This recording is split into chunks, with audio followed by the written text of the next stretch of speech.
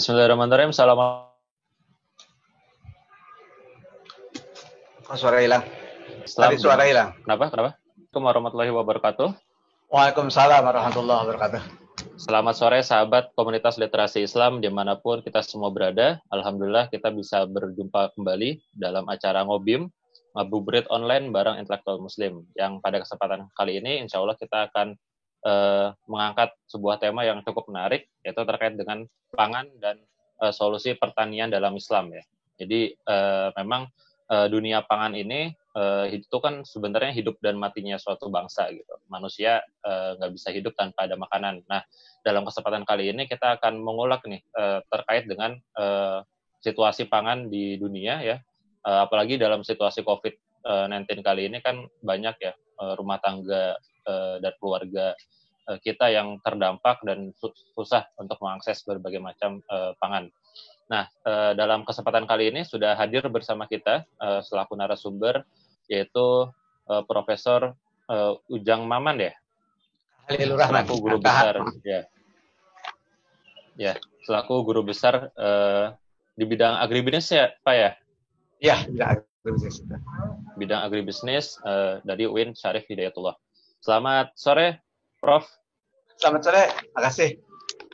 Ya, oke, mungkin langsung saja kali ya, Prof ya. Kita akan masuk ke materi dan pertanyaan. Jadi mungkin bisa digambarkan terlebih dahulu, Prof, untuk yang pertama terkait dengan kondisi pangan kita dan apa sih yang kemudian membedakan antara pertanian dalam Islam dengan pertanian dalam sistem kita yang sekarang. Baik, terima kasih. Ini pertanyaan yang cukup bagus ya, yang harus kita telah secara seksama. Pertama, pangan hari ini nampak masih ada ya, khususnya di sini pada masa COVID ini kelihatan masih ada, beras masih ada di warung, kemudian dikabarkan bahwa sebentar lagi juga akan panen di beberapa sentra pangan, sehingga beberapa pihak mengatakan kita masih aman, tidak perlu risau, tidak perlu khawatir karena pangan masih ada. Nah, kita lihat hari ini pangan masih ada, tapi kita jangan puas hanya melihat pangan hari ini. Tapi coba kita lihat beberapa tahun ke depan. Ya. Hal yang sangat menarik adalah faktual, lahan pertanian di kita itu semakin hilang. Katakanlah kalau saya punya data, lahan pertanian itu hilang sekarang. Katakanlah misalnya secara mikro, sebagai contoh, kita dapat informasi Kota Bogor ini sudah tidak punya lagi lahan pertanian yang bisa menghasilkan padi. Itu kan faktual itu seperti itu. Nah, Ini hari ini. Kemudian di tingkat nasional, katakanlah saya punya data hasil sensus sejak tahun 93 malahan. 93 ya. Diperkirakan saat itu lahan pertanian kita atau katakanlah sawah itu ada sekitar 16 juta hektar, masih sangat luas dengan penduduk di bawah 200 juta saat itu ya. Tapi terus semakin berkurang lahan itu. Kemudian kemarin ada sensus terakhir, sensus 10 tahunan pada tahun 2013 itu ada sensus yang menunjukkan lahan pertanian kita itu, sawah kita tinggal 8 juta hektar saja. Itu tahun 2013. Ya. Ini data dikeluarkan, valid saya kira. Data itu karena dikeluarkan oleh BPS. Kemudian pada tahun 2018 kemarin semakin menurun. Dan kemudian tahun 2019 kemarin, kemudian terakhir tahun 2020 dinyatakan bahwa kita hanya punya sawah tinggal 7 juta hektar saja, 7 juta sekian. Berarti kan hilangnya tuh dari 16 juta hektar hilang lebih dari setengah ya. Wah, lebih dari setengah gitu ya. Nah, perhatikan penduduk kita semakin bertambah. Ini penduduk kita menjelang mau masuk ke 300 jutaan kira-kira. Ini kan problem.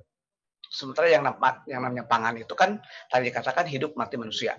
Katakanlah misalnya banyak di dunia ini negara yang jatuh karena kesulitan pangan. Gitu ya. Dan dalam sejarah kalau satu negara akan menguasai negara lain, nah yang pertama kali dikendalikan itu bagaimana memotong jalur suplai pangan kepada negeri tersebut. Barangkali kita pernah ya katakanlah misalnya ketika Sultan Muhammad Al-Fatih mau memasuki Konstantinopel gitu ya. Nah, yang pertama kali dipotong itu bagaimana suplai pangan dari Eropa itu ke negeri itu hilang. Iya, betul. Gitu ya. Betul. Nah, jalur lautnya dipotong ya. Jalur laut dipotong dulu. Nah, sekarang kalau misalnya sekarang pangan kita tidak ada, kemudian kita tergantung kepada pangan dari orang lain, bagaimana kalau orang lain nanti mengatur pangan kita gitu ya. Diputus saja suplainya. Wah, ini kan sangat berbahaya. Oleh karena itu, sekali lagi, jangan berpikir pangan untuk hari ini. Karena kalau hari ini mungkin dari 7 juta hektar sawah tadi, masih ada panennya pasti. Gitu ya. Tapi perhatikan ke depan. Satu lagi, yang perlu kita perhatikan adalah petani. Mungkin orang menganggap cuman petani, tapi enggak, supaya ini persoalannya sangat serius gitu ya. Betul. Menurut survei BPS di tahun 2018 yang lalu itu ada survei yang dilakukan oleh BPS. Kemudian ternyata masih ada 27 juta keluarga tani di Indonesia. Tapi ternyata dari 27 juta itu petani sepuh. Udah di atas 50, bahkan ada yang di atas 65. Nah, pemuda yang berminat untuk bertani ini hanya sekitar 0,6% saja, sekitar di bawah 100.000.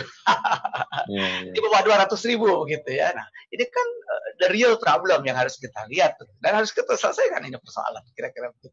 Itu barangkali pendahuluannya yang saya lihat. Iya, betul. Artinya kalau kurang dari 100.000 itu karena apa ya Pak? Apa karena kurang menguntungkan apa gimana itu? Nah itu dia. Ini ada kesalahan filosofis. Barangkali kalau ditarik ke ujung-ujungnya adalah ada satu pandangan dasar pada sistem kapitalisme yang didapat, katakanlah misalnya mereka sebut masyarakat sivil atau civil society. Mereka berasumsi atau mereka berpandangan bahwa pengadaan kebutuhan masyarakat ini bukan dilakukan oleh pemerintah. Tapi kebutuhan masyarakat itu diadakan oleh masyarakat itu sendiri. Gitu. Nah, katakanlah misalnya kalau masyarakat butuh katakanlah sandang, maka ada kelompok-kelompok masyarakat yang pandai menghasilkan sandang. Kalau masyarakat butuh katakanlah misalnya berbagai kreasi kuliner, maka ada masyarakat yang pandai menghasilkan kuliner tersebut. Pemerintah dalam hal ini filosofinya bukan sebagai penyedia, tapi pemerintah itu semata-mata fasilitator saja, gitu ya. Fasilitator hanya sekedar mempertemukan antara pihak-pihak yang potensial dengan pihak yang membutuhkan. Hanya seperti itu filosofinya. Maka ramailah kan suasanisasi. Pokoknya serahkan apapun pada yang dibutuhkan oleh masyarakat harus diadakan oleh masyarakat itu sendiri atau oleh kelompok-kelompok masyarakat. Itu filosofi dasarnya seperti itu. Sehingga termasuk regulator juga, Pak? Iya, regulator hanya sekedar kalau katakanlah misalnya ada persaingan tidak sehat, pemerintah nanti akan membuat peraturan supaya persaingan itu sehat. Maka di situ ada pengawas persaingan, pengawas pasar dan seterusnya, kira-kira seperti itu ya. Itu filosofinya seperti itu. Langsung kalau sesuatu itu dirasa menguntungkan oleh masyarakat, jadi pandangan masyarakat itu materialisme begitu ya, materi. Kalau menguntungkan itu akan berlangsung. Katakanlah misalnya kalau membuat pakaian itu menguntungkan, itu akan berlangsung. Kalau membuat kuliner itu menguntungkan, itu akan berlangsung karena orientasinya adalah keuntungan tadi. Keuntungan, ini dari betul. Ya, betul. Nah, dari pandangan-pandangan kapitalisme pada level yang grassroots, kira-kira seperti itu ya. Ini. Jadi kita mengkritiknya bukan di bawah, tapi dari atasnya. Nah, bagaimana kalau sesuatu itu tidak menguntungkan? Katakanlah misalnya para peneliti membuktikan yang namanya petani padi itu relatif tidak menguntungkan. Itu lama-lama akan ditinggalkan terus. Siapa lagi yang tertarik sampai sekarang? Kalau kita beralih ke properti ya? Iya, semuanya beralih ke properti. Karena ada fakta begini. Kalau lahan itu digunakan untuk bertani, dia dapat 1 nisbahnya. Tapi kalau digunakan untuk yang lain-lain, itu bisa jadi antara 1 sampai 500 kali lipat. Siapa yang tidak tertarik coba ke sektor-sektor lain? Gitu. Ya akan ditinggalkan. Itu kan seperti itu. Gitu. Ini persoalannya begitu ya. Termasuk kalau keuntungan untung rugi itu kayak industri-industri yang mohon maaf barang haram gitu masuk ke Indonesia juga no problem ya berarti ya. Kayak pangan-pangan haram gitu. Kalau berpikirnya semata-mata keuntungan, akhirnya menjadi tidak ada masalah gitu ya. Yang penting untung gitu ya. Sementara tadi sektor pertanian padi tadi sama sekali tidak menguntungkan, maka lama-lama ini akan ditinggalkan. Itu satu sisi. Di sisi lain, pada masyarakat kita ada perubahan sekarang. Kalau dulu masyarakat kita itu disebut dengan orang mengatakan masyarakat agraris, begitu ya, masyarakat yang semangat untuk bertani, kemudian tidak berorientasi keuntungan, begitu ya, semata-mata dia sangat bangga kalau bisa menghasilkan pangan untuk keluarganya, mencukupi untuk dirinya sendiri. Nah, lama-lama ini berubah sejalan dengan masuknya kapitalisme ke pedesaan, masuk misalnya ekonomi uang ke pedesaan, masuk industri ke pedesaan, kemudian masyarakat juga rasionalitas sosialnya itu semakin menghilang, digantikan oleh realitas ekonomi, sehingga akhirnya keuntungan. Nah, ini pun sejalan dari pendidikan kapitalistik yang dimasukkan ke masyarakat begitu. Jadi hanya untung. Nah, ya jelas saja tidak akan ada lagi orang yang mau bertani. Belum lagi kotor, tidak cepat menghasilkan uang, begitu ya. Sementara di sektor-sektor lain jadi kalau gagal panen ya Pak ya? Gagal panen, betul gitu ya. Risiko itu ya. Siapa yang akan menangani kan begitu ya. Betul. Tidak akan tertarik. Nah, tapi Prof mungkin bisa dijelaskan Prof terkait bahaya dari sistem ini. Maksudnya sebenarnya kan kalau kita lihat secara indrawi ya, maksudnya secara sekilas gitu. Ini kan sistem yang bisa menghasilkan kemajuan ekonomi gitu, Prof. Apa bahayanya? Betul. Satu sisi sistem ini melahirkan pertumbuhan ekonomi. Itu udah pasti. Karena ada orang yang sangat semangat bersaing, semangat bekerja, semangat menumpuk memperoleh keuntungan, semangat investasi. Itu kan akan melahirkan satu pertumbuhan ekonomi yang sangat cepat. Dan faktual ada beberapa negara yang memang berhasil kan, seperti katakanlah misalnya Amerika. Dalam rentang waktu tertentu pertumbuhan ekonominya sangat tinggi kan begitu ya, sampai akhirnya menjadi negara maju gitu. Tapi ingat ada kesenjangan. Itu masalahnya begitu ya. Jadi yang mendapat keuntungan itu luar biasa, yang tidak mendapat keuntungan juga luar biasa miskinnya kan begitu ya. Katakanlah yang kaya makin kaya makin miskin. Itu dia. Tuh. Sampai ada satu jargon kan, katakan misalnya mereka pernah demo di Amerika, we are 10% gitu ya. Jadi yang 10% mereka hanya memperebutkan 10% kekayaan Amerika begitu ya. Nah, ini sangat bahaya kalau hal ini juga masuk ke Indonesia. Dan tanda-tandanya akan seperti itu. Ini segera harus diselesaikan kan begitu ya. Supaya tadi kebutuhan masyarakat yang tidak menguntungkan tetap ada, kemudian tetap pertumbuhan ekonomi itu harus, gitu. Tapi kita harus memilah nanti mana yang bisa diserahkan ke pihak swasta, mana yang harus di take over oleh pemerintah. Itu harus betul-betul kita harus bisa memilah dengan baik gitu ya, sehingga akan terjadi satu pertumbuhan di satu pihak, tapi di sisi lain kebutuhan masyarakat akan tetap terpenuhi dengan sebaik-baiknya. Kira-kira seperti itu. Harus kita pilah begitu ya. Artinya itu untuk mengurangi kesenjangan berarti ya Pak ya? Betul. Jadi kita katakanlah begini misalnya. Filosofi dasarnya harus kita ubah. Kalau tadi kan pemerintah ini dalam pandangan kapitalisme hanya sebagai fasilitator, katalisator, regulator, hanya seperti itu kan. Tapi satu yang hilang. Bagaimana pemerintah itu melayani, menyediakan, itu yang tidak ada. Kira-kira. Oleh karena itu filosofinya harus kita ubah. Jadi pemerintah bukan hanya sekedar fasilitator, bukan hanya katalisator, bukan hanya regulator, tapi juga langsung dia sebagai penyedia. Kalau dalam bahasa Arabnya gitu saya suka dengar gitu ya. Jadi pemerintah itu harus riayah asyun, mengurusi ya gitu ya. Kira-kira seperti itu dalam bahasa Arabnya gitu ya. Nah, kalau dalam bahasa ini adalah dia bukan sebagai fasilitator tapi dia sebagai penyedia berbagai kebutuhan masyarakat. Kira-kira seperti itu. Jadi, yang kira-kira tidak menguntungkan, masyarakat itu tidak tertarik untuk melakukan hal itu, makanya harus take over by the government. Ini harus diambil alih oleh pemerintah. Tapi untuk sesuatu yang menguntungkan, masyarakat bisa jalan, tidak mengganggu pihak lain, silakan. Oleh karena harus kita pilah dengan cerdik, kira-kira seperti itu ya. Itu maksud saya. Iya, iya. Kalau terkait kita melihat nih misalnya Indonesia kan punya Bulog nih. Apakah itu bukan termasuk dalam penyediaan pangan tuh, Pak? Nah, itu dia. Bulog itu hanya menampung dari petani. Katakanlah misalnya sekarang di musim panen, kemudian ditampunglah oleh Bulog gitu ya. Nah, kemudian kadang-kadang Bulog juga import begitu ya. Tapi belum masuk kepada penyedia gitu ya. Kalau penyedia itu kan katakanlah misalnya, kalau dalam sejarah seperti ini. Saya ambil contoh ya, bagaimana kalau saya ambil contoh apa yang dilakukan oleh seorang pemimpin yang bernama Umar bin Khattab. Itu saya ambil contoh seperti itu ya. Kemudian kita sebelumnya kita ambil bagaimana contoh yang dilakukan oleh Nabi besar Muhammad Sallallahu Alaihi Wasallam. Seperti itu ya. Katakanlah misalnya saya melihat seperti ini. Ketika selesai perang Khaybar, itu Nabi kita Nabi Muhammad SAW mendapatkan tanah dari bekas tanah-tanah Yahudi, kan tanah-tanah subur di seputar Madinah.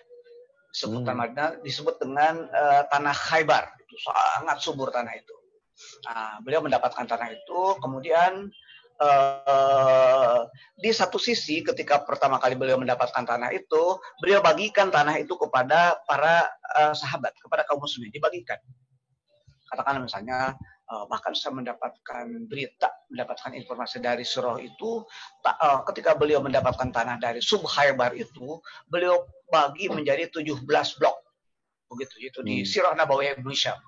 Kemudian yang 17 itu masing-masing blok itu beliau bagi menjadi 100. Berarti kan berapa tuh? 100 kapling. Berarti akan terjadi 17 1.700 ya. 1.700 kapling kan begitu. Beliau bagikan kepada masyarakat. Saat itu kepada kaum muslimin beliau bagikan. Kemudian dengan satu catatan. Siapapun yang menguasai tanah gitu ya, itu tidak boleh dibuat unproduktif lebih dari 2 tahun. Kalau 2 tahun tidak produktif, maka Nabi Muhammad SAW mengambil kembali tanah itu. Itu kan ada ketentuan seperti itu, sehingga tanah yang beliau bagikan kepada kaum muslim itu dijaga produktivitasnya. Karena itu sangat penting kan untuk menghasilkan pangan tadi gitu, dijaga ininya. Oke, itu satu sisi. Nah, tapi di sisi lain, begitu beliau mendapatkan tanah berikutnya dari Khaybar itu, beliau tidak bagikan. Langsung beliau tangani gitu ya, dikelola oleh beliau.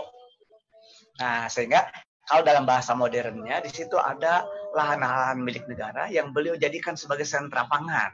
Beliau langsung mengelolanya. Nah, dengan cara beliau melakukan kerjasama dengan komunitas Yahudi. Maka muncullah skim kerjasama yang disebut dengan Al-Musaqah.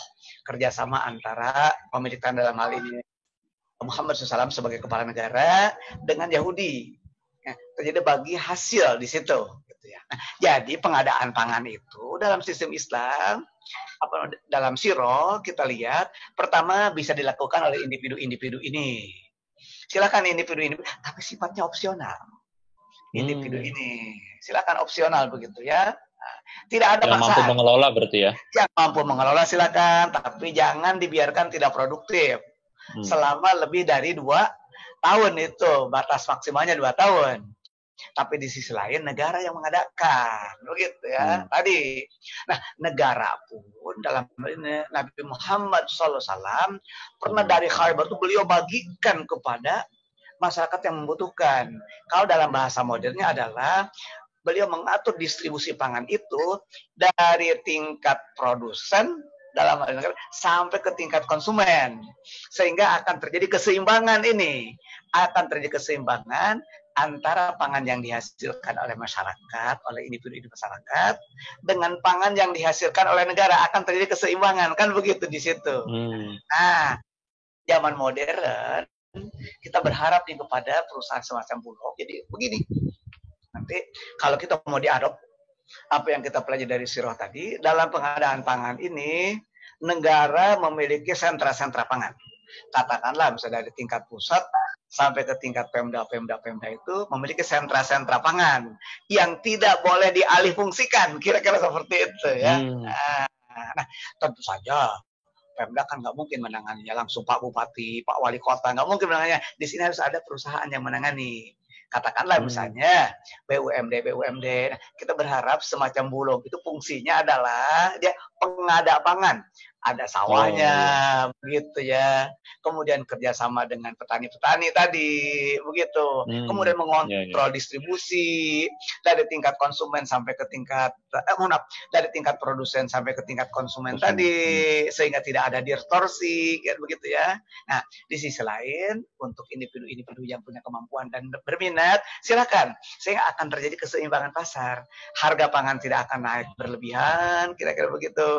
Pangan tetap akan ada karena dari sentra pangan milik negara. Adapun individu ya tergantung individu, kan milik individu. Tanahnya itu mau dijadikan sentra pangan, silakan. Mungkin suatu saat akan dijadikan perumahan, akan dijadikan ruko, itu kan milik individu, silakan saja gitu. Tapi sentra pangannya ada dari lahan milik negara, itu saya kira milik akan negara, ya? Keseimbangan ini kira-kira itu yang saya artinya lihat. Ada pembagian lahan antara kepemilikan individu, kepemilikan negara, dan kepemilikan masyarakat, begitu Pak? Itu intinya seperti itu. Jadi milik individu silakan, itu tergantung individunya masing-masing, silakan. Kalau individu kan begitu, mungkin kata si individu ini, hari ini saya akan tanami padi. Oke. Esok hari akan saya tanami sayuran. Oke. Esok hari akan tanami katakanlah tanaman anggrek misalnya begitu ya. Silakan tanaman bunga misalnya suatu saat. Oke, kami akan tanami hortikultura buah-buahan. Itu silakan saja. Itu punya individu, atau suatu saat mungkin karena anaknya bertambah, ini butuh untuk rumah anak saya misalnya, silakan saja selama punya individu. Tapi ada lahan milik negara tadi gitu. Nah, lahan milik negara itu negara mengaturnya dijadikan sentra pangan sesuai kebijakan negara. Berhitung nanti diproyeksikan dong, tentu saja selama sekian tahun ke depan akan terjadi pertambahan penduduk sekian, maka harus ada sawah sekian dari lahan milik negara. Itu akan tertangani ini dengan baik gitu ya. Kalau dengan pendekatan sirah tadi gitu ya, itu akan tertangani dengan baik. Itu barangkali. Siap. Tadi menarik nih Pak terkait dengan kenaikan harga pangan ya, fluktuasi harganya segala macam. Nah itu kalau yang hasil wawancara kita juga nih Pak dengan beberapa macam pakar yang lain, bahwasannya ini juga disebabkan oleh kurang terdistribusi dengan baik ya, karena kita kurang infrastruktur segala macam gitu. Nah kalau di lapangan sendiri kita juga sering dengar nih ada spekulan atau mafia pangan, atau kemudian juga tengkulak nih yang jadi penyebab harga pangan itu terus naik. Istilahnya kalau di pasar langsung ke konsumen itu harganya jadi tinggi karena udah melalui berbagai macam rantai orang gitu. Nah ini bagaimana Bapak melihat fenomena ini? Betul. Pertama saya setuju bahwa dengan rantai supply chain yang panjang itu menyebabkan kenaikan harga yang luar biasa. Katakanlah misalnya dari petani, kemudian ke tengkulak, kemudian pedagang berikutnya sampai akhirnya pedagang besar begitu ya. Katakanlah misalnya kalau beras itu datang dari Jawa Tengah, katakanlah begitu ya, kan lewat rantai pasok yang sangat panjang begitu ya, sehingga itu memungkinkan harga yang makin tinggi kan begitu ya, harga yang makin tinggi. Bahkan yang sangat menyedihkannya, keuntungan yang diperoleh itu bukan jatuh ke tangan petani, tapi jatuhlah kepada pedagang besar tadi. Di situ terjadi mafia luar biasa. Bahkan celakanya lagi bisa ditumpuk tuh. Begitu ya, suatu saat bisa pangan ini hilang. Tiba-tiba begitu keluar harganya menjadi mahal, kan bisa seperti itu. Ini kan baik. Oleh karena itu, ya ada cara. Dalam sirah yang saya lihat itu tadi, Nabi SAW itu berusaha untuk memotong rantai pasok yang sangat panjang tadi. Misalnya ketika beliau mendapatkan produk dari Khaybar tadi, gitu ya, yang kita bahas tadi, mendapatkan produk, beliau langsung memotong rantai-rantai ini, gitu, rantai pasok ini, langsung kan didistribusikan sampai ke tingkat konsumen. Berarti harga ini akan terpangkas sedemikian rupa kan begitu ya dengan memotong rantai pasok tadi. Nah, itu satu yang sangat penting. Kata kuncinya adalah sederhanakan rantai pasok. Kemudian kontrol sedemikian rupa mafia-mafia yang bergentayangan di tengah-tengah jalan itu kontrol. Nah, kalau kita telah asyiro, kita punya instrumen. Yang pertama adalah Nabi langsung mengontrolnya. Kan begitu tadi, dengan begitu beliau mendapatkan pangan dari produk Khaybar tadi, kan langsung dibagikan. Dibagikan itu artinya mengontrol distribusi pangan sedemikian rupa dari tingkat produsen sampai tingkat konsumen, sehingga memotong mafia-mafia yang mungkin gentayangan ini kan begitu ya. Itu satu instrumen yang bisa dilakukan. Instrumen yang lain ada ketegasan dari Nabi dalam hadisnya kan. Tidak boleh ada ihtikar, penumpukan barang kebutuhan pokok. Yang namanya ihtikar itu adalah kejahatan ekonomi yang harus diberantas. Itu Nabi mengatakan seperti itu kan begitu ya. Itu satu. Di sisi lain, beliau pun sangat pandai menyeimbangkan pasokan ini. Bagaimana caranya? Yang pertama adalah ada pangan yang dihasilkan dari sentra-sentra pangan milik pemerintah tadi, seperti dari kasus Khaybar. Kan itu dipasok tuh oleh negara kan begitu ya. Nah, kemudian ada pangan juga yang dihasilkan oleh individu-individu yang berminat, sehingga ada keseimbangan tuh antara pangan yang dihasilkan oleh individu-individu dengan pangan yang dihasilkan oleh pemerintah, sehingga akan terjadi keseimbangan pasokan. Nah, di situ pun tidak akan terjadi lompatan harga, karena kan yang namanya harga itu tergantung kepada supply and demand. Supply demand-nya ya. Kan begitu. Nah, beliau menyeimbangkan itu sedemikian rupa begitu ya. Nah, oleh karena itu ada sisi lain, beliau Nabi SAW melarang adanya penentuan harga patokan. Kalau di kita untuk pangan itu ada HPP namanya, harga patokan pembelian. Nah, itu ya betul seperti itu. Nah, Nabi pernah mengatakan jangan ada pematokan harga. Tapi gimana tuh supaya seimbang tadi? Menyeimbangkan pasokan dan menghilangkan mafia-mafia yang mungkin gentayangan tadi yang menyebabkan pangan jadi tinggi. Nah, itu saya kira dalam kalau kita pandang berdasarkan pendekatan sirah gitu ya. Dan ini implementin, bisa kita lakukan sekarang. Kalau punya keinginan untuk kalau mau. Iya. Tapi kalau nggak ada HPP, berarti nanti penentuan harganya bagaimana ya, Pak? Kalau nggak ada HPP, ya kalau kondisi sekarang seakan-akan orang kan jadi butuh HPP. Kalau kondisi sekarang, tapi kalau kita lihat secara komprehensif, Nabi tidak mengadakan HPP, tapi menyeimbangkan harga pasokan, menyeimbangkan pasokan tadi, pasokan dari perkebunan milik negara, pasokan dari individu-individu kan terjadi keseimbangan tuh. Nah, kalau terjadi keseimbangan, apa artinya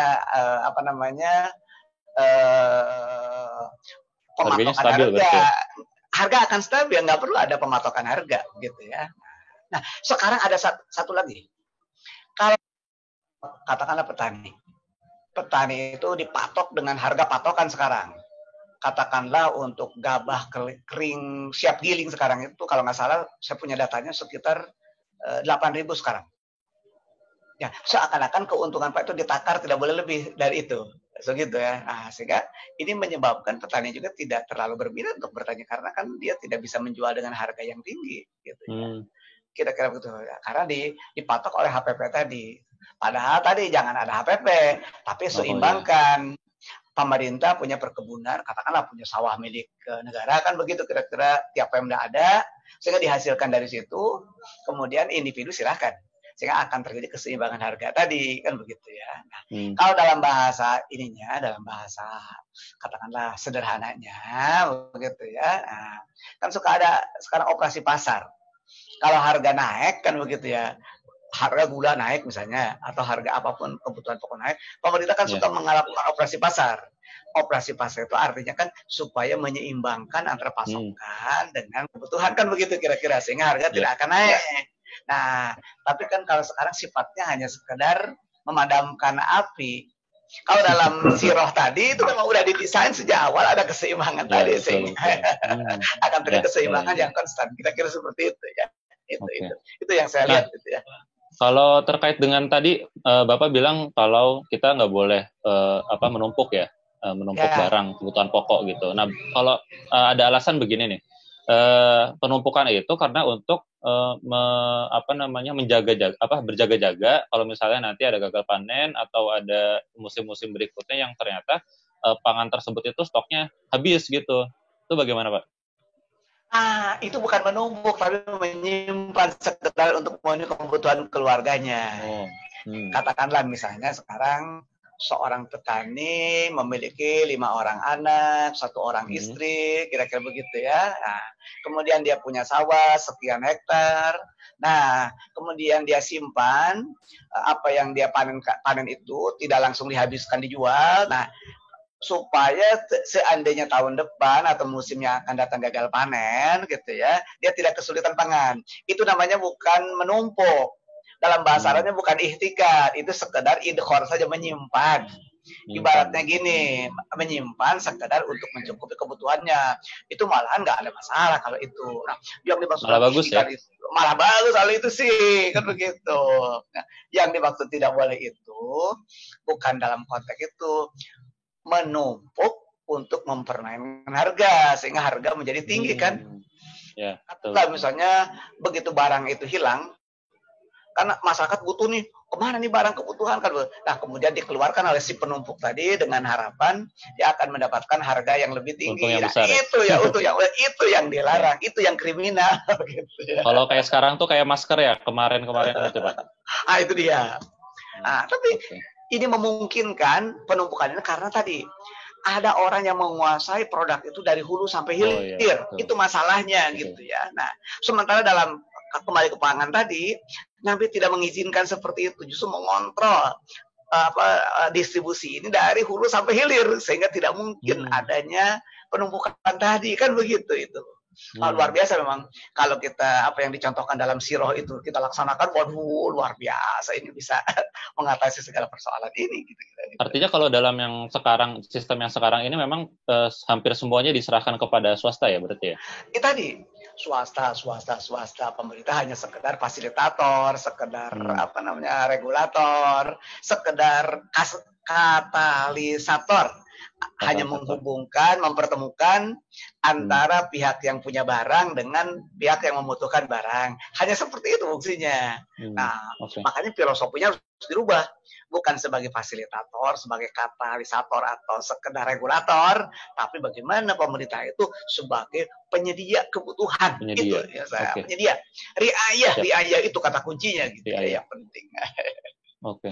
Nah, kalau terkait dengan lahan pertanian kita yang semakin sedikit nih Pak, yang tadi Bapak sebutkan di awal, banyak yang beralih fungsi lahan tuh Pak. Nah itu bagaimana Pak? Nah, kalau misalnya mencontoh kepada siroh tadi, wah itu bisa terselesaikan. Nah, sekarang kan begini, sebelum masuk ke sana, sejak tahun 2009, pemerintah kita bersama DPR itu mengeluarkan undang-undang. Ada yang disebut dengan Undang-Undang Perlindungan Lahan Pertanian Pangan Berkelanjutan. Itu namanya Undang-Undang LP2B ya. Undang-Undang Perlindungan Lahan Pertanian Pangan Berkelanjutan. Nah, isi undang-undang itu kira-kira seperti ini. Setiap Pemda itu harus mengalokasikan lahan untuk bertani. Kira-kira isinya begitu. Setiap Pemda harus melakukan penataan ruang ini. Nah, ruang ini kan ada ya. Harus melakukan penataan ruang, dan dalam penataan ruang itu Pemda harus menyediakan lahan pertanian pangan yang tidak boleh dialihfungsikan. Disebutlah lahan pertanian pangan berkelanjutan. Tapi masalahnya lahannya punya siapa? Ternyata lahannya punya petani. Kata petani, kenapa mesti lahan aku yang diperlakukan seperti ini? Gitu. Ya. Ada lagi. Seandainya undang-undang itu sudah efektif diberlakukan, siapapun petani yang berani mengalihfungsikan lahan tadi, lahan pertanian pangan berkelanjutan, padahal lahannya lahan petani tadi gitu ya. Seandainya petani pemiliknya itu mengalihfungsikan lahan itu, maka dia akan dikenai sanksi pidana selama 5 tahun atau denda sebanyak-banyaknya 500 juta. Rasa keadilannya di mana? Lahannya punya petani kok. Kata petani itu seandainya misalnya dia punya lahan. Bukan punya negara berarti ya? Bukan punya negara gitu. Kan punya petani. Kata petani, bingung ya. Kenapa ya? Kok lahan punya saya kok? Kok diperlakukan seperti ini sih? Karena maka penelitian-penelitian yang kami lakukan itu petani itu cenderung menolak. Lahannya akan diperlakukan seperti itu. Itu penelitian-penelitian yang kami lakukan bersama para mahasiswa gitu ya. Itu cenderung menolak. Adapun yang menerima adalah mereka yang tidak punya peluang memanfaatkan lahan itu untuk sektor-sektor lain yang lebih menguntungkan. Itu baru menerima. Tapi mereka yang punya peluang memanfaatkan lahan untuk kegiatan-kegiatan yang lebih menguntungkan, itu cenderung menolak semua. Begitu itu penelitian kami menunjukkan seperti itu gitu ya. Nah, di sini kan rasa keadilan. Tapi bagaimana yang dicontohkan oleh Muhammad dalam sirah, oleh Rasulullah dalam sirah. Nah, yang dijadikan lahan pertanian pangan berkelanjutan tadi bukan lahan milik petani, tapi lahan milik negara. Kan begitu, itu negara yang menyediakan. Adapun lahan milik individu tadi ya tergantung individu. Untuk bertani oke. Kalau terkait dengan ada kompensasi yang dibayarkan oleh pemerintah itu bagaimana Pak? Misalnya kan mau ada proyek infrastruktur apa gitu atau kereta api atau jalan tol atau gimana itu gimana? Begini. Memang pernah ada, saya fokus dulu kepada tadi ya. Begitu lahan itu akan diambil oleh pemerintah tadi, akan dijadikan sebagai lahan pertanian pangan berkelanjutan. Itu ada pembicaraan akan diberikan kompensasi kepada petani tadi. Akan diberikan kompensasi. Walaupun sampai hari ini belum ada realisasinya itu. Peraturannya belum ada berapa kompensasi yang akan diberikan. Itu belum ada gitu ya. Kalau toh akan diberikan kompensasi, apakah sebanding dengan kenaikan harga lahan? Lahan itu kan semakin lama semakin naik semakin kalau dia gunakan untuk kegiatan lain bisa lagi menguntungkan kan begitu, bisa jadi lebih menguntungkan. Oleh karena itu tetap lahan petani yang sifatnya milik individual itu tetap harus bersifat opsional. Adapun untuk sentra pangan ini itu bukan dari situ, tapi harus lahan milik negara. Kan negara juga punya lahan sekarang, banyak sekali lahan. Justru sekarang kecenderungannya lahan diserahkan kepada pengusaha. Begitu ya itu Pak. Kenapa bukan untuk kepentingan orang banyak kira-kira begitu? Kenapa untuk kepentingan pengusaha kan begitu kira-kira ya itu ya. Jadi di sini persoalan pemikiran dasar yang memang belum belum cocok gitu ya, masih tetap pemikiran dasar itu berbau kapitalistik tadi begitu ya. Harusnya bukan berbau kapitalistik tapi lebih menekankan kepada pelayanan tadi kira-kira seperti itu gitu ya. Itu barangkali. Artinya semua ini ada hubungannya dengan sistem ekonomi yang kita terapkan, Pak, di negara ini. Itu dia. Karena itu yang saya katakan tadi, kok rasa-rasanya seperti berbau kapitalistik terus ya dalam berbagai aspek. Sehingga tadi pengadaan berbagai kebutuhannya kok sepertinya ini diserahkan kepada individu-individu. Jadi begitu gitu ya. Kalau menguntungkan oleh individu, untuk individu ya nggak masalah. Tapi kalau dalam kasus pangan tadi, beras tadi, tidak menguntungkan ini nggak akan jalan, faktanya kan begitu. Dan faktual kan sampai hari ini nggak jalan itu. Apa tidak jalannya? Lahan makin hilang kok. Yang ingin bertani juga semakin tidak ada, artinya ini kan tidak jalan gitu. Nah, kalau dalam kondisi seperti ini berarti tadi betul apa yang dicontohkan Nabi dalam sirah harus dilaksanakan, di take over oleh pemerintah. Jadi katakanlah pemerintah juga harus bertani lah, kira-kira begitu. Tentu saya secara manajerial yang lebih bagus kan begitu ya, dengan teknologi yang elegan yang cukup bagus, kira-kira dengan manajemen yang cukup bagus. Bukan berarti Pak Bupatinya harus nyangkul di tengah sawah kan, bukan seperti itu gitu. Nah ini kira-kira kendalanya apa ya Pak? Dalam artian kan kayaknya kita bisa asal ada kemauan, tapi kayaknya ada satu kendala yang lebih besar nih Pak. kendalanya udah terbiasa dengan sistem kapitalistik kita. Oh. Harus dirubah sedikit-sedikit. Harus diubah ya. Kita harus ngobrol, artinya pemahamannya juga harus diubah ya Pak ya. Harus dirubah pemahamannya gitu ya. Maka saya sering kali kalau ada kesempatan bicara ya bicaralah gitu. Ini bagaimana mengatasi persoalan ini gitu. Tapi emang nggak gampang mengubah itu. Gitu. Frame analisisnya, frame kebiasaannya adalah kebiasaan yang berbau kapitalistik tadi, di mana pengadaan berbagai kebutuhan itu bukan oleh pemerintah tapi oleh individu. Jadi bayangkan coba antara pengusaha dengan petani akan disejarkan kok. Kan begitu ya. Ya kalau pengusaha kan dengan padat modal, padat teknologi, padat keterampilan, maka masa akan disejarkan dengan petani gitu kan, pasti kalah dong gitu. Ini nggak jalan nantinya gitu. Begitu ya.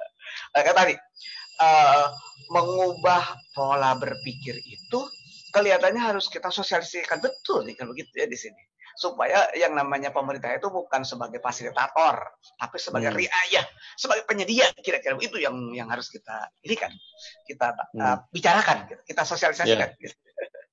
Nah, kalau terkait dengan konversi lahan nih Pak, ini kan udah banyak berlangsung nih, jadi properti, jadi infrastruktur dan lain sebagainya.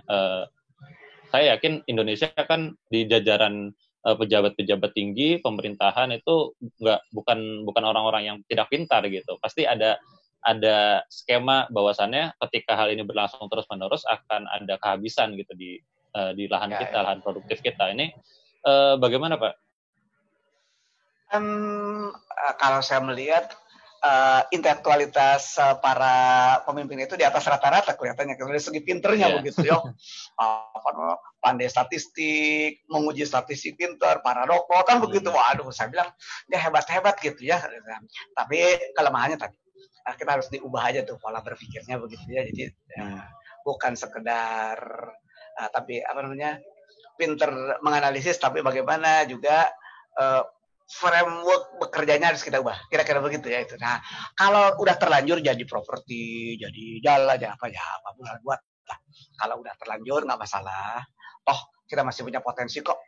Saya ada data ya, lahan kita yang belum terpakai itu masih cukup banyak juga, masih jauh lebih luas gitu. Cuman tadi ini perlu ada keinginan, perlu ada kemauan, perlu ada langkah gerak bersama, dan yang lebih penting lagi bagaimana ada perubahan pola berpikirnya tadi gitu ya. Kalau pola berpikirnya masih seperti ini, wah saya kira itu masih agak lama ya untuk harus kita ubah. Terkait dengan keterbatasan lahan Pak, kalau di negara lain kan, kalau Indonesia kan negara kepulauan yang luas ya Pak, daratan lahan sumbernya kan luas. Kalau negara lain kan belum tentu. Ini kalau negara lain menyiasatinya dengan apa ya? Begini. Saya kira kita harus komprehensif melihatnya. Ada perkebunan, katakanlah sawah milik negara, itu saya kira cukup bagus. Ada perkebunan padi, nanti sentra pangan milik negara, tapi dalam waktu yang sama harus ada teknologi. Katakanlah sekarang sudah mulai dari segi penemuan teknologi kita luar biasa. Katakanlah misalnya sampai ada contoh kemarin orang menanam padi itu di atas rumahnya gitu ya, di lantai 3, lantai 4 ke atas gitu, dengan produktivitas yang sangat tinggi. Nah, di satu sisi kita tadi ada konsep bahwa harus punya sentra pangan milik negara gitu. Di sisi lain harus pada teknologi dong. Mungkin nanti yang namanya menanam padi itu bukan horizontal tapi vertikal ke atas kan bisa seperti itu gitu ya. Kan sekarang dengan tingkat produktivitas yang sangat tinggi bisa seperti kita bersamaan lah kira-kira begitu ya. Pola pikirnya dirubah, tapi pengembangan teknologi harus kita kembangkan sedemikian rupa. Tapi saya yakin ini bisa. Subhanallah ya, teman-teman kita dari kampus-kampus itu dari soal kemampuan teknologi ini sekarang kita bangga. Canggih-canggih ya. Canggih-canggih luar biasa sekarang, nggak main-main gitu ya. Gitu. Itu bisa. Jadi dua sisi lah kita melihatnya gitu ya. Oke. Nah, kalau Indonesia kan nggak kehabisan orang pintar nih Pak, inovasi-inovasinya banyak. Tapi kalau misalnya kita melihat realita di lapangan, petani-petani yang kemudian kesusahan dan lain sebagainya, itu artinya kan ada gap yang besar tuh Pak, antara tadi kita tahu bahwasannya ada banyak orang pintar, tapi di sisi lain ilmu-ilmu tersebut kayaknya kok nggak diterapkan gitu. Nah ini di mana ya Pak? Iya. Tadi hasil riset itu adanya di mana sekarang di kampus.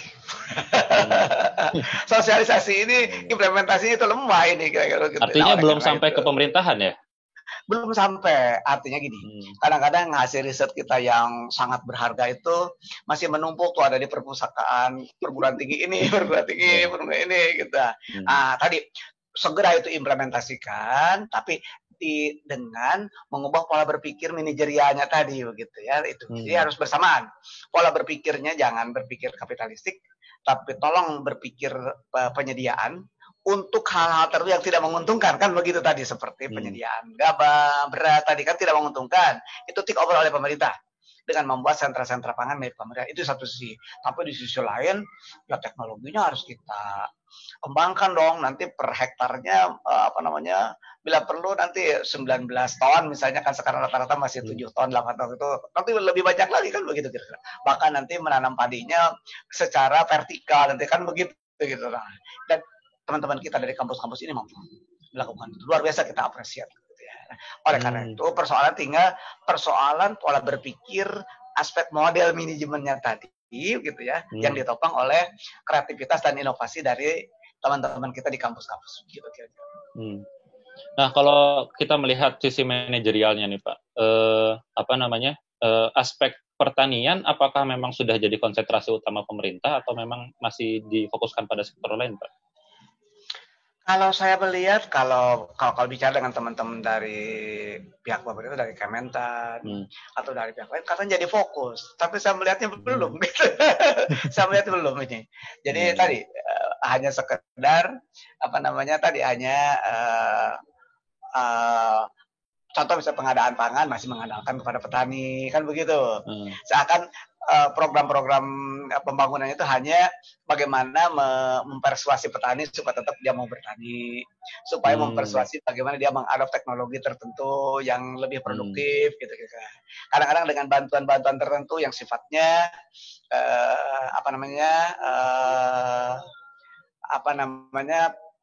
rangsangan supaya petani itu mau, hanya sifatnya begitu gitu. Jadi belum langsung dia sebagai penyedia pangan itu belum. Seperti tadi harapan saya sih tadi misalnya kalau mau serius tadi pemerintah punya lahan, manfaatkan lahan itu buat sentra pangan, buat pengelolanya dengan baik kira-kira. Kemudian buat sistem distribusinya dengan baik, kira-kira seperti itu baru serius. Baru kita akan mencapai swasembada pangan yang sesungguhnya, yang real gitu ya. Jadi bukan hanya sekedar ingin swasembada pangan tapi mengandalkan petani yang miskin itu lahannya kecil sempit kira-kira begitu ya. Jadi masih begitu. Yeah. Nah, Pak, kalau kita melihat negara-negara maju, contohnya misalnya Jepang ataupun Amerika Serikat gitu ya,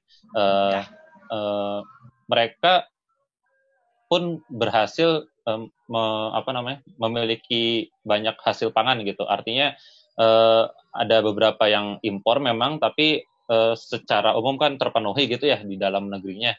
Itu apakah memang ada hubungannya dengan sistem dari negara mereka, dalam artian apakah sistem tersebut itu memang baik atau memang ada kelemahan-kelemahan, Pak? Begini. Mereka sekarang itu katakanlah misalnya saya ambil contoh Amerika. Nah, untuk pengadaan pangan termasuk bertaninya itu memang mereka memperkenalkan sistem kapitalisme yang luar biasa. Tadi tidak diserahkan ke petani kalau mereka, justru oleh individu-individu, sehingga katakanlah misalnya lahannya sangat luas begitu. Contoh misalnya kalau saya lihat katakanlah misalnya lahan petani di Australia, katakanlah seperti itu. Mereka sangat luas lahannya itu, maka mereka ada sentra pangannya, punya individu-individu tadi, kemudian punya ternaknya dan seterusnya gitu ya, sangat luas. Nah, sementara di kita di Indonesia secara historis turun temurun, nah pengadaan pangan itu memang oleh petani-petani kecil dari dulunya.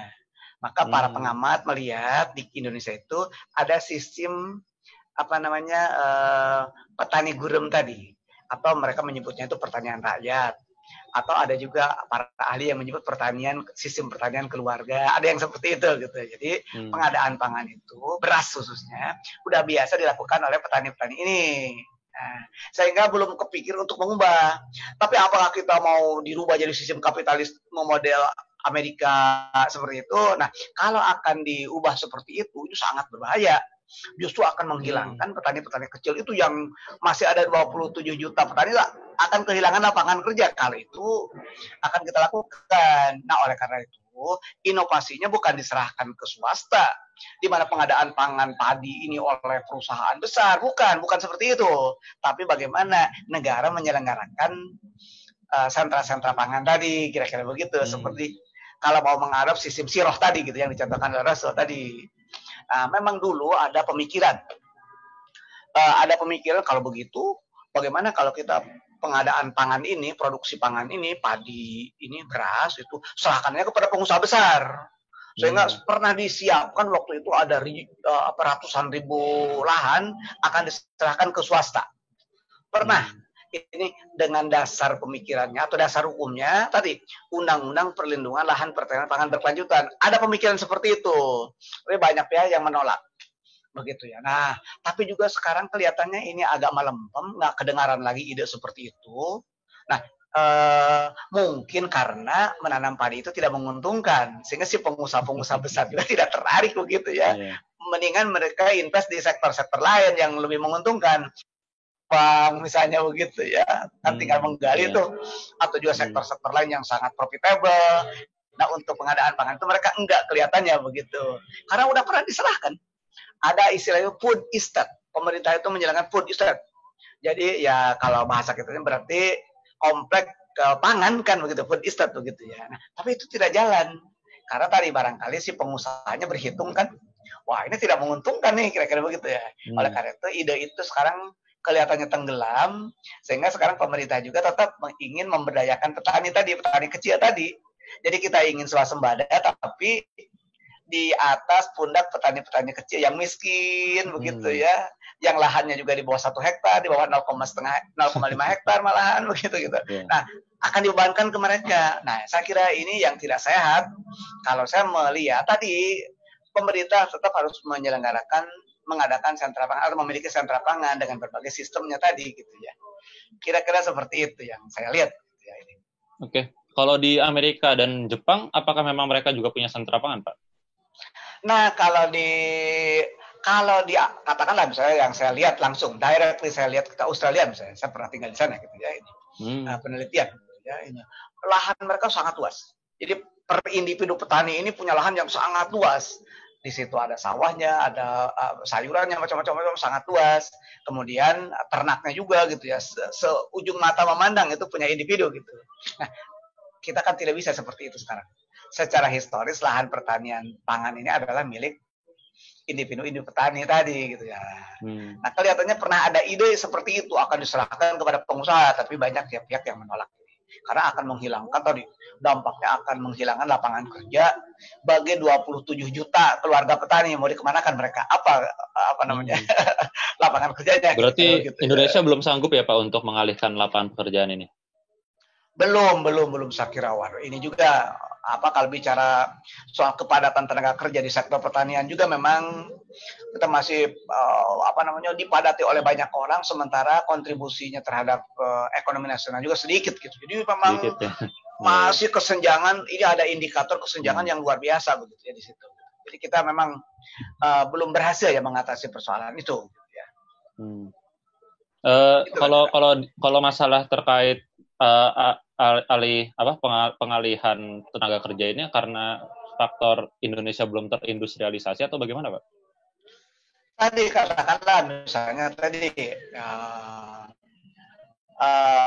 katakanlah misalnya begini aja, kalau si itu akan pengusaha yang nggak faktor pasar, kemudian sentra tertentu ini dikuasai oleh individu tertentu, karena perusahaan tertentu dikuasai oleh individu tertentu, pemilik itu susah untuk bersaing dengan mereka gitu. Itu saya kira kelemahan yang sangat mendasar. Harusnya. Nah, di sini memang ada fasilitasi dari pemerintah. fasilitasi keterampilan itu oke, ada pelatihan, kemudian ada permodalan, kemudian menjamin pasar mereka, kan begitu ya. Kemudian juga menjamin tidak ada konglomerasi dari gangguan, katakanlah misalnya dari perusahaan-perusahaan besar, sehingga katakanlah misalnya kalau kita mau berusaha itu harus memungkinkan itu berlangsung dengan baik. Katakanlah misalnya investasinya juga tidak seberapa besar, katakanlah misalnya distribusinya juga gampang, dengan harga yang lebih murah, kan kata-kata seperti itu, misalnya pasarnya tersedia, kira-kira begitu. Nah, ini semua harus difasilitasi oleh pemerintah. Memang seperti itu membangun masyarakat, gitu ya. Contoh misalnya begini, saya itu pernah melihat gitu ya, di Vietnam ini sekarang ada orang-orang yang disability, veteran perang. Itu kan bekas perang itu kan masih banyak orang yang disability. Katakanlah misal tangannya kempreng, apa kakinya tidak bisa, macam-macam kira-kira begitu ya. Tangannya, kakinya tidak bisa jalan dan seterusnya. Ternyata pemerintah menyediakan fasilitas. Contoh misalnya begini. Orang-orang yang disable tadi itu dikumpulkan di satu sentra. Ada sentra, katakanlah dilatih keterampilan, katakanlah keterampilan melukis misalnya. Dia melukis. Kemudian dengan sistem bertahap. Katakanlah kalau sistem roda berputar gitu ya. Dia bagian apanya terus begitu ya, terus ujung-ujungnya dari si A sampai si Z itu akhirnya melahirkan barang final. Nah, barang final disitulah ada pasarnya yang luar biasa, kan begitu kira-kira begitu ya. Sehingga datanglah si turis-turis asing ini ke sentra itu, mereka berbelanja di situ gitu. Nah, itu memang harus diciptakan sedemikian rupa supaya orang-orang yang tidak mampu ini memiliki kesempatan untuk mendapatkan penghasilan secara wajar. Ini betul-betul difasilitasi oleh pemerintah, kira-kira seperti itu yang kita lihat. Nah, harusnya seperti itu. Nah, kalau dari yang tadi sudah diulas nih Pak, kira-kira ada sektor lain nggak sih yang perlu kita jadikan fokus nih dalam dunia pertanian dan pangan? Ya, ada. Bukan hanya itu sebenarnya. Kebutuhan manusia itu hendaknya dibagi menjadi dua bagian besar. Kira-kira begitu. Ada kebutuhan pokok, ada kebutuhan sekunder atau tersier. Kira-kira begitu. Nah, untuk kebutuhan sekunder, untuk kebutuhan tersier, serahkanlah kepada individu-individu silakan. Kira-kira di situ. Nah, tapi untuk kebutuhan yang sifatnya primer need tadi, pengadaan beras, padi, atau pengadaan kebutuhan-kebutuhan lain yang menjadi kebutuhan primer tadi, itu harus difasilitasi sepenuhnya oleh pemerintah, bahkan harus ditangani oleh pemerintah kita memilah. Maka saya pernah baca ya, ada karya intelektual Muslim itu yang melihat dalam sistem ekonomi Islam itu kebutuhan dibagi dua tadi, ada kebutuhan primer dan kebutuhan sekunder dan tersier tadi. Kalau untuk kebutuhan primer itu cukupi fasilitasi laksanakan oleh pemerintah. Nah, termasuk dari mulai pengadaannya sampai kepada distribusinya, gitu kira-kira seperti itu ya. Nah, tapi kalau untuk kebutuhan yang sekunder tersier itu ranahnya individu, silahkan. Kira-kira seperti itu. Ini yang dicontohkan, termasuk yang dicontohkan oleh Umar bin Khattab sebagai pemimpin besar pada masanya, kan begitu ya. Okay. Mungkin dari Profesor ada beberapa hal yang ingin disampaikan terkait dengan sistem Islam secara keseluruhan untuk mengatur pertanian dan pangan, Pak. Ya, jadi khulasohnya ya, kesimpulannya adalah saya ingin menyampaikan adalah begini tadi. Pertama, tolong bagi kebutuhan itu menjadi kebutuhan sekunder dan kebutuhan tersier, kebutuhan primer, sekunder dan tersier. Itu pilah dulu gitu ya. Nah, kemudian kalau kebutuhan tersier dan sekunder tadi itu serahkan kepada individu, silakan. Di situ silakan mereka bersaing dan seterusnya. Disitulah milik individu, kira-kira begitu di situ ya. Nah, tapi kalau untuk kebutuhan primer itu harus di take over oleh pemerintah. Pengadaan beras yang tidak menguntungkan tadi itu di take over oleh pemerintah. Adapun swasta, individu yang tertarik untuk melakukan itu tidak dilarang, silakan saja. Tapi pelaku utamanya adalah pemerintah dengan berbagai manajemen modernnya, kan begitu, itu kira-kira dengan berbagai manajemen modern dan teknologinya. Nah, saya kira itu yang saya pelajari dari sistem ekonomi Islam, begitu ya. Kemudian yang lainnya adalah untuk distribusi itu harus dipantau, dikendalikan, kemudian diawasi. Jangan ada penumpukan, jangan ada distorsi pasar, kira-kira begitu. Nah, kemudian tenaga sumber daya manusia itu bina sedemikian rupa. Gitu. Nah, katakanlah misalnya Umar bin Khattab pernah membantu petani di Aswad yang di seputar Irak saat itu dibantu sedemikian rupa. Nah, dibantu dalam arti kata supaya dia tetap bisa produktivitas tinggi, kan begitu ya. Nah, jadi sekali lagi kalau yang menyangkut kebutuhan primer tadi ini ranah pemerintah. Kalau untuk kebutuhan sekunder dan tersier itu ranah individu, disitulah peran milik swasta kira-kira. Itu barangkali yang ingin saya tekankan. Dan saya sarankan ini harus ada kajian lanjutan yang mengenai ini tematis kira-kira begitu ya, tentang apa itu kebutuhan, kemudian bagaimana memilah kebutuhan primer sekunder, apa saja misalnya yang masuk kebutuhan primer di sini, apa-apa tentu saja katakanlah harus kita pilih sedemikian rupa sehingga nanti kita sosialisasikan dalam mengubah mindset pemikiran para pemimpin kita tadi gitu ya, untuk sama-sama kita menuju kepada kemajuan, kira-kira seperti itu ya. Itu barangkali yang bisa saya sampaikan. Oke, terima kasih kepada Profesor Maman yang telah memberikan pemaparan materinya terkait dengan pangan dan pertanian dalam Islam ya. Jadi alhamdulillah kita sudah tergambar dengan jelas apa yang kemudian menjadi problematika utama kita dan juga apa yang menjadi solusinya. Mungkin itu yang bisa disampaikan apa ya? Ada tambahan lain? Ya tadi intinya adalah kita harus sama-sama baik yang sudah sepuh ataupun yang masih muda atau bahkan anak-anak yang baru dewasa begitu ya, memahami tadi, mempelajari sirah sedemikian rupa sehingga tahu apa yang dilakukan oleh Nabi Sallallahu Alaihi Wasallam, apa yang dilakukan oleh para pemimpin besar saat itu, misalnya oleh Abu Bakar, oleh Umar bin Khattab, begitu ya. Kita contoh, tetapi bukan sekedar menjadi cerita sejarah. Coba kita pahami dalam konteks masyarakat modern, kira-kira begitu ya. Yang kita ambil semangat manajerialnya. Tentu saja, kalau infrastruktur dan lain-lainnya itu harus kita tempatkan dalam konteks masyarakat modern. Tapi secara pemikiran dasarnya sangat efektif untuk kita. Kira-kira seperti itu ya. Oke. Terima kasih. Siap. Terima kasih Prof atas pemaparannya. Semoga pesan-pesan tersebut bisa menyadarkan kita juga ya selaku generasi-generasi muda Islam yang menjadi harapan bagi pemimpin-pemimpin masa depan ya. Amin. Insyaallah. Ya, baik. Terima kasih Prof. Mungkin itu saja yang bisa kami sampaikan. Semoga ilmu yang disampaikan bermanfaat. Terima kasih. Wassalamualaikum warahmatullahi wabarakatuh. Waalaikumsalam warahmatullahi wabarakatuh.